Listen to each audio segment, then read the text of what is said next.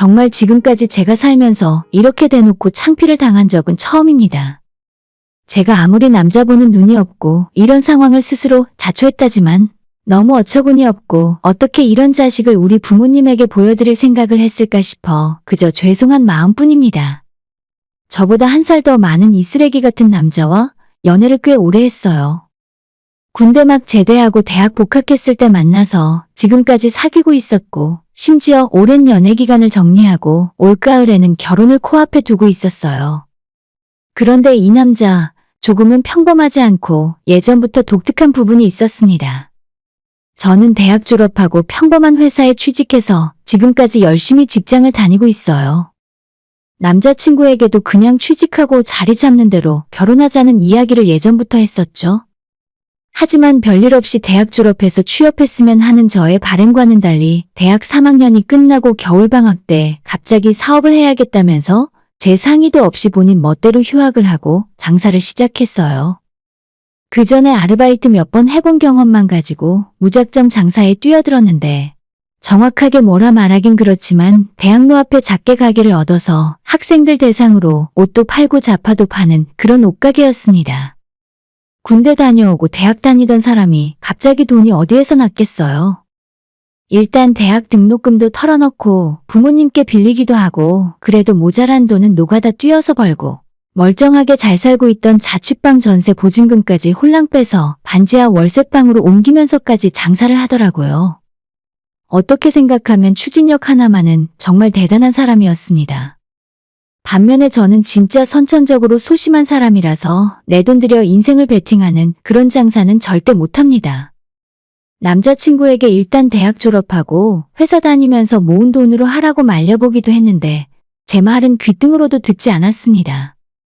자신만만하게 시작했던 장사는 당연한 이야기지만 처음부터 힘들었고 단 한 번도 잘 된 적 없이 항상 적자에 허덕였어요. 가게 오픈한 지 겨우 석 달 만에 월세 낼 돈도 없어서 밤에 아르바이트 하면서까지 운영을 하게 되었고 시간이 지날수록 정부 지원 자영업자 대출이나 햇살론 같은 돈을 빌릴 수 있는 곳에선 여기저기 다 빌리고 다녔습니다. 일단 지금은 좀 힘들어도 버티고 단골이 생기면 차차 좋아질 거라면서 2년 동안 그렇게 허송세월 보내고 나중엔 저한테까지 돈을 빌려달라 하길래 이러다가 돈도 잃고 사람도 잃게 생겼다 싶어서 그냥 그만하자고 했습니다. 오빠 지난 2년 동안 돈 100만 원이라도 벌어본 적은 있어? 정신 좀 차려. 지금 한 달에 나가는 이자만 대체 얼마야? 이런 와중에도 나한테 돈을 빌려달라고? 나랑 끝내던지 장사를 접고 다시 시작하던지 확실하게 선택해. 장사를 그만하던 나랑 그만하던 둘 중 하나를 선택하라고 했더니 겨우겨우 2년 만에 폐업을 하게 되었고 그렇게 남자친구에게 7천만 원이라는 큰 빚만 남기고 접게 되었죠. 장사라는 것이 하다가 망하면 가게를 접는다고 다 끝나는 일이 아니잖아요. 그때부터 남자친구의 인생이 꼬여가기 시작했던 것 같습니다. 폐업을 결정하고 그 뒤로도 가게를 모두 정리하기까지는 상당한 시간이 걸렸고 모든 것을 다 끝내고 나니 남자친구의 나이는 28, 저는 27이었어요. 이런 젊은 나이에 너무나도 큰 빚이 생기니까 어떻게 해야 할 줄을 모르겠더라고요. 남자친구 집안도 여유 있는 편은 아니라서 부모님이 그 빚을 다 갚아줄 수도 없었어요. 제 생각은 어떻게든 대학이라도 졸업하는 것이 낫지 않겠냐 싶었는데 남자친구는 이제 돈도 없고 자기가 지금 나이에 대학 졸업해봐야 나이가 30인데 뭘 할 수 있겠냐 하면서 도무지 의욕이 없었습니다. 그로부터 지금은 2년이 더 지났고 남자친구는 여전히 변변한 직장 구하지 못하고 일용직으로 건설 현장 일을 하거나 물류센터 단기 계약직 같은 일을 하고 있어요. 월 수입으로 따지자면 300만 원 정도는 어찌저찌 버는 것 같은데 솔직히 말해서 미래가 불투명하고 불안한 건 어쩔 수 없습니다. 반면에 저는 처음 취업한 회사를 계속 다니는 중이고 작년에 대리로 승진해서 나름 착실하게 살고 있다 생각해요. 우리 부모님도 제가 10년 가까이 만나고 있는 남자친구가 자리를 못 잡고 방황하는 모습을 지켜보면서 많이 안타까워하셨고 제 나이도 이제 30인데 앞으로의 인생 생각도 하라며 더 늦기 전에 정리하고 다른 남자를 만나라는 말씀을 자주 하셨습니다. 하지만 그놈의 정이라는 것이 뭔지 이제는 진짜 헤어지려고 굳게 마음을 먹었다가도 빌빌대고 있는 남자친구의 모습을 보면 마음이 아파서 그러질 못하겠더라고요. 7천만 원에 달하던 남자친구의 빚 중에 5천만 원 정도의 대출 빚은 회생인지 워크아웃인지를 통해서 매달 조금씩 갚아나가고 있고 나머지 2천만 원 중에 1천만 원은 남자친구 부모님에게 진 빚이라서 그냥 갚지 않아도 된다 하셨어요. 그리고 나머지 1천만 원은 남자친구가 주변 친구들 지인들에게 100만 원, 200만 원씩 빌린 돈이라 지난 2년 동안 일해서 번 돈으로 그걸 갚고 있었습니다. 차라리 일을 하더라도 좀 돈이 될 만한 제대로 된 일을 했으면 좋겠는데 그것도 아니고 일당이나 단기 계약일을 하면서 번 돈으로 매달 100만 원 정도씩 친구들에게 빚만 갚아나가면서 2년 동안 이렇게 살고 있었어요. 제가 무슨 이 남자에게 사법고시나 공무원 시험에 합격하는 걸 바라는 것도 아니고 대기업 취직해서 억대 연봉 받아오라는 것도 아닌데 평범한 회사 다니면서 남들 버는 만큼만 벌라고 하는데 왜 그걸 못하는지 이유를 모르겠어요. 최소한 어느 정도 안정적인 상황이 되어야 우리 부모님한테 결혼하겠다고 이야기라도 한번 꺼내볼 텐데 여전히 지금까지도 일용직으로 일만 하면서 별다른 의욕 없이 살고 있는 모습을 보니 어떨 때는 답답하고 화도 났습니다. 제 나이도 30이고 이젠 더 기다릴 수 없어서 지난 1월에 진지하게 헤어지자고 했습니다. 저녁을 같이 먹다가 헤어지자는 말을 제가 꺼냈는데 남자친구는 그 말 듣자마자 눈물을 뚝뚝 흘리면서 울더군요. 8년이 넘는 시간 동안 연애를 하면서 제가 진지하게 남자친구에게 헤어지자는 말을 한 것은 그때가 처음이었죠. 그만큼 저도 오랜 시간을 고민했었고 이제는 절대 제 마음이 흔들리지 않을 것 같아서 크게 마음먹고 한 이야기였어요. 헤어진 이후에 남자친구에게 몇 번 연락이 온 적이 있지만 그때도 다시 만나지 않았습니다.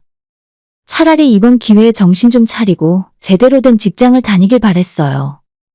저랑 다시 만나지 않고 다른 여자 만나도 좋으니까 아직 젊은 나이에 인생 포기하지 말고 사람답게 살아가길 바랬으니까요. 그렇게 헤어지고 남자친구와 연락을 끊었는데 2주 정도 지났을 때 저는 한 통의 전화를 받게 되었습니다. 남자친구의 가장 친한 친구였고 저랑도 오랜 시간 보면서 잘 알고 지내던 오빠였어요. 남자친구가 물류센터에서 밤새 일을 하다가 쓰러졌는데 정신을 못 차려서 지금 병원에 입원해 있다 하더라고요. 그렇게 전화를 받고 병원으로 달려가서 확인을 해보니 생각보다 상태가 좋지 않았습니다. 어디가 부러지거나 생명이 위험할 정도로 다친 건 아니었지만 정신을 잃고 넘어지면서 어딘가에 머리를 부딪히고 찢어진 곳도 있었습니다. 헤어지고 못 보던 사이에 살이 엄청나게 많이 빠져 있었어요. 이제는 정말 끝이다. 이 남자와 헤어지겠다고 마음을 먹었었는데 이렇게 다시 만나게 되고 아파서 누워있는 얼굴을 쳐다본 순간 그냥 우리는 운명인가 보다. 어떻게든 이 남자를 데리고 살아야겠다 마음을 먹게 되었습니다. 다행히 다음날 정밀검진 결과에서 머리엔 아무 문제가 없어서 남자친구는 바로 퇴원을 했고 다시는 힘들고 위험한 일을 하지 않고 회사에 취직을 하겠다고 약속을 했어요. 부모님에게 남자친구와 헤어졌다고 말씀드렸었는데 이번에 다시 만나게 되었다고 하니까 엄마 아빠 모두 한숨을 푹푹 쉬셨습니다. 아빠는 정 헤어지지 못할 것 같으면 그 자식을 데리고 오라고 아빠 밑에서 일이나 배우라고 말씀하셨습니다. 저희 부모님은 예전부터 건물 청소 회사를 운영하고 있어요. 일하시는 직원들 대부분은 이모님들인데 아파트 입주 청소나 특수 청소 같은 걸 할 때는 남자 직원의 손도 필요합니다. 평소에도 건물 청소일이 꾸준하게 있는 편이고 이사철에는 입주 청소 예약이 꽉 차서 일손이 부족할 정도로 사람이 모자라거든요. 좀 몸을 써야 하고 힘든 일이긴 해도 크게 위험한 건 없고 아빠 밑에서 일을 배우면 평생 먹고 사는데 전혀 문제 없다면서 월급을 제대로 쳐줄 테니 당장 나와 일부터 배우라 하셨습니다. 나이 31 먹을 때까지도 변변한 직장 못 구하고 빌빌대고 있을 바에는 아빠 밑에서 일 가르치면서 관리해주고 그럼 우리가 결혼하게 된 다음에도 걱정이 없을 것 같다고 하셨어요. 저도 물론 아빠랑 똑같은 생각이었고 요즘 세상에 대기업 들어가거나 공무원 하는 것만이 능사는 아니니까 남자친구에게 당장 연락해서 우리 아빠 밑에서 일단 일부터 배워보라고 했죠. 아버님 회사? 말씀은 감사한데 나 지금 면접 잡힌 것도 있고 직장은 내가 알아서 해볼게. 처음에는 자존심을 부리면서 자기가 알아서 직장 알아보겠다며 거절을 했습니다. 저는 헤어지고 다시 만난 뒤에도 전혀 변한 것 없어 보이는 그 모습에 또 짜증이 나서 이번엔 확실하게 결정하라고 다그쳤어요. 당장 월요일부터 우리 아빠 회사에 출근해서 일을 배우던지 아니면 이젠 진짜 헤어지고 다신 안 보고 살던지 둘 중 하나 결정하라고 했습니다. 상황이 이렇게 어려운데 아직도 뜬구름 잡는 소리만 하는 남자친구가 너무 답답하고 짜증이 나서 전화통화를 하다 말고 나도 모르게 눈물을 펑펑 흘렸습니다. 대체 언제까지 이러고 있을 건데? 이젠 나도 더 기다리기 힘들다고. 이번에도 내 말 안 듣고 알아서 하겠다고 똥꼬집 부리면 진짜 그냥 그만두자고 했더니 자기한테 생각할 시간을 좀 달라 하더군요. 그래서 집으로 돌아와서 남자친구의 연락이 올 때까지 기다렸습니다. 청소 일이라는 게 남들 보기 좋은 일은 아니고 폼나는 일도 아니란 건 알아요. 하지만 제 부모님은 지금까지 그 일로 우리 식구들을 다 먹여 살리셨고 실제 벌이도 그렇게 적은 편은 아니거든요. 다행히 남자친구가 결심하는 데까지는 오랜 시간이 걸리진 않았습니다. 다음 날 바로 연락이 오더니 제 말이 다 맞다고 하면서 앞으로 우리 아빠 밑에서 기술을 배워보겠다고 하는 겁니다. 저는 진짜 이제 다 해결됐다. 1, 2년 정도 고생해서 남자친구 자리 잡고 돈 좀 모으면 드디어 우리도 결혼할 수 있겠다 싶었습니다. 아빠한테 이 소식을 전해줬는데 아빠는 확실하게 제대로 일할 생각이 있으면 오라 하셨어요. 청소 일이라는 게 생각처럼 쉬운 일이 아니고 몸도 힘들고 기술을 배워야 할 것도 많은데 어설픈 마음으로 시작했다가 반나절 만에 도망가는 놈들이 한둘이 아니라고 하셨습니다. 남자친구도 아빠 말에 동의했고 자기는 배울 준비가 완벽하게 되었다면서 그 다음 주 월요일부터 아빠 가게로 출근하기 시작했죠. 다른 것보다도 저는 드디어 정신 차리고 제대로 된 일을 하기 시작했다는 사실이 좋았어요. 청소 일이라는 게 더럽고 몸이 힘든 것도 고충이지만 어쨌든 사람을 상대해야 하는 일이고 주변 시선 때문에 더 힘든 일이라고 생각해요. 그래도 지각도 없고 매일 출근해서 착실하게 일을 하더라고요. 매일 저녁 녹초가 되어 힘들다고 하지만 그래도 조금 하다 보면 익숙해질 거고 경력이 쌓이면 월급도 늘고 나중에 우리 부모님이 은퇴하고 나면 사업체를 물려받거나 아예 나와서 자기가 차려서 할 수도 있는 일이었으니까요. 아빠도 처음에는 크게 기대하는 거 없이 남자친구의 존재 자체를 못 믿어하셨지만 시간이 지날수록 열심히 하는 모습이 보인다면서 괜찮게 생각하셨죠. 퇴근하고 저녁에 집에서 아빠와 만나면 제 남자친구가 처음이랑 많이 달라졌다며 칭찬을 하시는 날도 늘어만 갔습니다. 늦게 시작하는 만큼 일을 배우려고 하고 힘든 일 시켜도 군말 없이 잘해낸다면서요. 아직 초보자기 때문에 많은 월급은 아니었지만 그래도 매달 꾸준하게 돈을 벌기 시작하자 자연스럽게 우리 두 사람의 관계도 안정되기 시작했어요. 얼마 전까지만 해도 앞이 캄캄했었는데 이제는 결혼도 할 수 있을 것 같고 앞으로 좋은 일만 일어날 것 같아서 행복한 상상에 빠져 살았습니다. 우리가 연애를 시작한 뒤로 저는 그때만큼 기분 좋았던 적은 없었어요. 연애 시작한 지 얼마 안 되어 장사한다고 다니던 대학 그만두고 그 뒤로 계속 남자친구는 경제적으로 힘들었기 때문에 데이트다운 데이트도 별로 못했거든요. 이 행복한 시간이 결혼까지 이어질 수 있을 거라 생각했는데 몇 달도 안 되어 제 꿈은 산산조각 부서져 버렸습니다. 지난 2월 말부터 일을 시작했고 이제 반년도 지나지 않았습니다. 그런데 최근 들어 우리 아빠 표정이 어두워지기 시작하고 제가 아빠에게 오늘 어땠냐고 물어봐도 그냥 별일 없었다 괜찮았다라고 시큰둥하게 대답을 하시더라고요. 분명히 평소와는 다른 반응에 무슨 일이 생겼나 싶기도 해서 주말에 남자친구를 만나 요즘 일하면서 아빠랑 별일 없냐고 물어보면 자기는 그냥 똑같이 열심히 일한다고만 하는 겁니다. 그래서 남자친구 문제가 아니라 우리 아빠가 좀 피곤한가 아니면 아빠한테 무슨 일이 생겼나 걱정을 하고 있었는데 어느 날 아빠가 저를 앉혀놓고 진지하게 이야기를 하셨습니다. 너 진짜 그놈이랑 결혼까지 할 생각이냐? 늦기 전에 다시 생각해보는 게 어때? 지금까지 제가 몇 년 동안 연애한 걸 알면서 아빠가 이제 와서 무슨 소리를 하는 건가 싶었어요.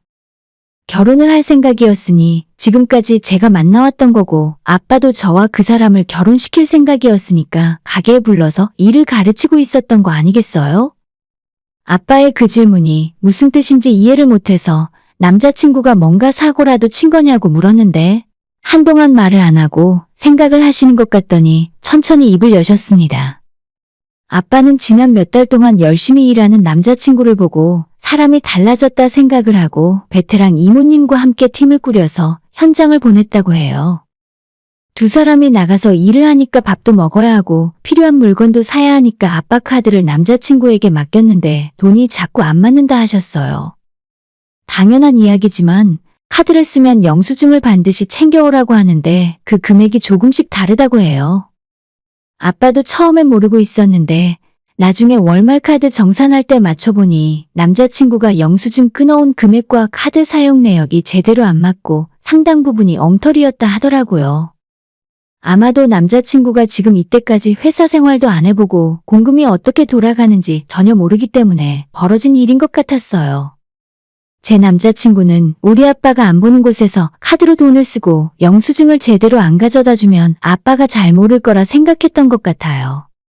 식당에서 자기 마음대로 밥도 먹고 술도 마시고 했던 것 같은데 아빠가 빨리 알아차려서 다행히 금액 자체는 50만 원 정도로 엄청 크진 않았어요. 하지만 하나를 보면 열을 안다고 남의 돈을 함부로 쓰고 벌써부터 거짓말로 속이려고 드는데 이런 사람을 어떻게 자기가 믿고 일을 시킬 수 있겠냐고 하셨습니다. 카드 사용 내역 중에 제 남자친구가 영수증 처리 없이 마음대로 쓴 거라면서 저한테 보여주셨는데 정말 매일 조금씩 다양하게도 썼더라고요. 퇴근하고 난 다음 집에 가서 배달 음식도 사 먹었고 친구랑 만나서 술을 마시고 계산을 한 건지 맥주집에서 10만 원 정도 긁은 이력도 남아 있었습니다. 정말이지 카드 명세서 보고 있는 제가 다 쪽팔릴 지경이었어요. 아빠는 평소 사람을 잘 믿고 웬만하면 의심하지 않는 성격인데 이런 식으로 허술하게 돈을 쓰고 이걸 안 걸릴 줄 알고 그랬다는 사실이 더 한심스러웠던 것 같아요. 나이가 이제 30이 넘었는데 아빠가 믿고 이모님과 둘이 밥 사 먹으라고 카드를 맡겼으면 더 잘할 생각을 해야지. 어떻게 그걸 속여서 삥땅을 칠 마음을 먹은 건지 지금 이때까지 이 남자를 믿고 만나고 있던 제가 한심하게 느껴질 정도였습니다. 아빠는 괜히 일 크게 만들고 싶지 않다면서 조용히 그만두게 할 테니까 저도 이놈을 그만 만났으면 좋겠다고 하셨습니다. 말을 할까 말까 며칠을 고민했는데 이런 걸 숨기고 봐주면서 넘어갈 수는 없다고 하셨어요. 아빠 그 자식 그냥 경찰에 신고해버려. 진짜 내가 더 열받네. 저는 화가 나서 그냥 아빠한테 경찰 불러서 신고하고 콩밥이라도 먹게 하라고 이야기했지만 아빠는 이 동네에서 한 달이 건너면 다 아는 사람이고 괜히 그렇게 했다가 나중에 너한테 해코지라도 하면 어쩌냐고 그냥 조용히 처리하는 것을 원하셨어요. 당연히 이번 일은 횡령이고 도둑질이나 마찬가지였고 그걸 알게 된 이상 더는 자기 밑에서 일 가르쳐주고 싶은 생각이 없고 사위 삼을 생각은 더더욱 없다면서 일 커지기 전에 저도 빨리 마음 정리하고 관계를 끝내라고 하셨죠. 그래서 저는 그날 저녁에 바로 남자친구를 불러내서 만났습니다. 너무 분하고 열이 받아서 아빠 말처럼 조용히 넘어갈 수가 없었습니다. 얼굴 보자마자 다른 이야기 하기 전에 왜 아빠 카드로 너 마음대로 긁고 다녔냐고 그것부터 물어봤습니다. 처음엔 아니라고 발뺌을 하더니 제가 카드 사용 내역을 줄줄 불러주자 아차 싶었나 봐요. 우리 아빠도 알고 계시냐고 오히려 저한테 물어보길래 야, 우리 아빠가 나한테 알려준 거야. 그걸 모를 거라고 생각한 거야? 너 생각이 있는 놈이니 없는 놈이니? 남의 카드 맘대로 쓰는 건 범죄라고. 남자친구 말은 자기가 한 번에 쓰는 금액이 크지 않았기 때문에 별일 아니라고 생각했다는데 금액이 크건 작건 그게 문제가 아니라 자기 돈이 아닌데 함부로 쓰고 다니는 게 문제잖아요. 왜 너 마음대로 커피 사서 마시고 치킨도 사 먹고 그랬냐고 따졌더니 우리 아빠가 밥 먹을 때 쓰라고 준 카드라서 혼자 써도 괜찮을 줄 알았대요. 솔직히 내가 돈을 훔친 것도 아니잖아. 우리가 이제 결혼하면 장인어른이고 한 가족이나 마찬가지인데 내가 써봤자 얼마나 썼다고 도둑 취급이야? 자기 잘못한 건 하나도 없고 전부 본인 위주로 생각하면서 변명하는 모습이 진짜 구질구질했어요. 사회생활 한 번도 안 해본 티가 나고 그동안 왜 제대로 된 직장을 못 잡았는지 알겠더라고요. 저런 정신머리로 회사 다녀봤자 지금처럼 몇 달 못 버티고 잘릴 게 뻔한 일이었죠. 내일부터 아빠 가게 나가서 일할 필요도 없고 우리 사이도 여기서 끝이라고. 너가 맘대로 쓴 돈이 총 50만 원 가까이 되니까 이번 달에 너한테 줄 월급에서 우리 아빠가 그거 빼고 줄 거라고 이야기했습니다. 그랬더니 그때부터 그건 그거고 일한 돈은 똑바로 쳐줘야 한다면서 우리 아빠를 노동부에 신고할 거라고 헛소리를 짓거렸습니다. 신고? 그래, 알겠어. 신고해, 그럼. 우리도 너를 절도죄로 경찰에 고소할 테니까 어디 너 마음대로 해봐. 라고 이야기했습니다. 고소 이야기가 나오니까 그때부터 겁이 났는지 당황하면서 자기가 일부러 그런 것도 아니고 당장 돈이 없어서 그런 것뿐 나중에 월급 받으면 다 갚겠다고 하는 겁니다. 돈이 왜 없어? 너 지금까지 몇 달을 일했는데 월급 다 어쨌는데? 우리 아빠가 일 배우는 동안에는 최저 수준으로 준다곤 했지만 그래도 연장 근무도 하고 아빠가 조금 더 챙겨주다 보니 월급이 300만 원이 넘었거든요. 몇 달 동안 월급으로 받은 돈 다 어쩌고 아빠 카드에 손까지 댔냐고 따지고 묻자 자기 월급은 빚 갚는데 다 들어간다는 겁니다. 제가 알기로는 개인회생으로 한 달에 20만 원 안 되게 갚고 있다고 들었는데 내가 모르는 빚이 또 있냐고 물었어요. 그랬더니 지금까지 남자친구가 부모님 카드를 쓰면서 카드 현금 대출을 받아서 쓴 돈도 있고 이리저리 또다시 벌려놓은 것이 많더라고요.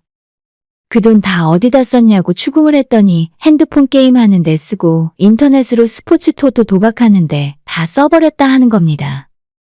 저는 지금까지 그 사실을 전혀 모르고 있었고 그저 이 인간을 조금만 정신 차리게 하고 고치면 사람이 될 줄 알았어요.